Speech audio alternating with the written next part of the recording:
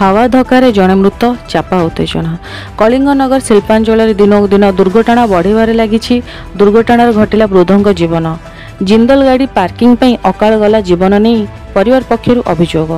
प्रत्येक दिन भली छेली बेपार कर डुबुरी हाटुर फेरुथिले एवं दुर्घटना घटिला। हाँ आमे कहूँ जाजपुर जिला कलिंगनगर शिल्पांचल स्थित जखपुरा थाना अंतर्गत जिंदल कारखाना 3 नंबर फाटक सम्मुखें हावा चापार जड़े मृतक हेले कुंभीर गाड़िया पंचायत छत्रकण गाँवर मधुपात्र पुओ वासुदेव पात्र 57 बयस। बासु कौन कम डुगरी छक आसी साइकेल जोगे घर फेरुवा समय जिंदल फाटक सम्मुखें एपरी दुर्घटना घटी।